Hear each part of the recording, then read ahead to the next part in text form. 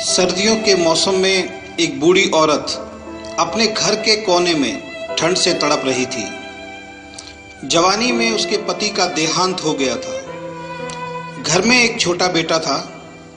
उस बेटे के उज्जवल भविष्य के लिए उस माँ ने घर घर जाकर काम किया। काम करते करते बहुत थक जाती थी, लेकिन फिर भी आराम नहीं करती थी। हमेशा एक बात याद करके फिर काम में लग जाती थी कि जिस दिन बेटा लायक हो जाएगा तभी आराम करेगी। देखते देखते समय बीत गया।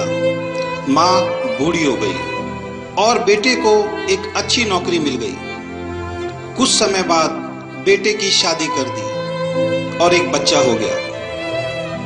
अब बूढ़ी माँ बहुत खुश थी। उसके जीवन का सबसे बड़ा सपना पूरा हो गया। उसका बेटा लायक हो गया।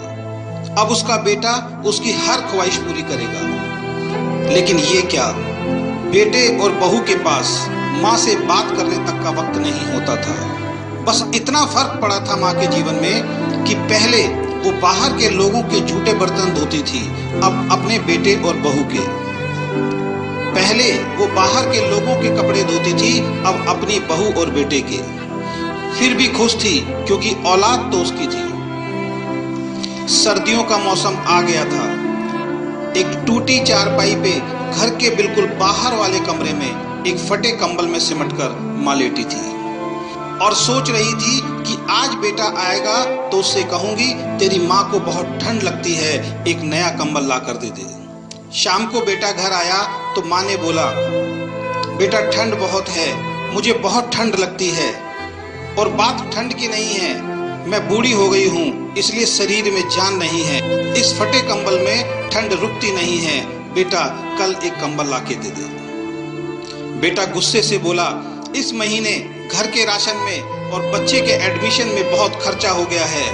पोते को स्कूल में एडमिशन कराना है। कुछ पैसे हैं लेकिन उस बच्चे का स्वेटर लाना है। तुम्हारी बहू के लिए एक शॉल लाना है। तुम तो घर में ही रहती हो, सहन कर सकती हो, हमें बाहर काम करने के लिए जाना होता है। सिर्फ 2 महीने की सर्दी निकाल लो, अगली सर्दी में देखेंगे।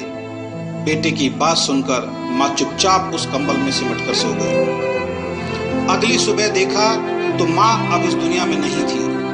बेटे ने सबको खबर दी कि माँ अब दुनिया में नहीं है। सब रिश्तेदार, दोस्त, पड़ोसी इकट्ठे हो गए।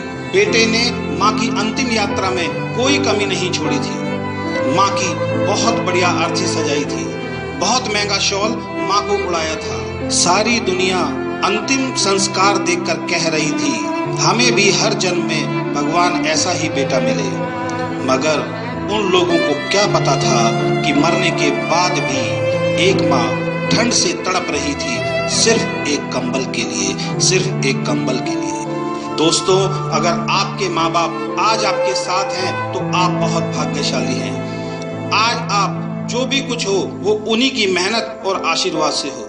जीते जी अपने माता पिता की सेवा करना आपका पहला कर्तव्य बनता है, क्योंकि उन्होंने आपके लिए अपना पूरा जीवन दे दिया है।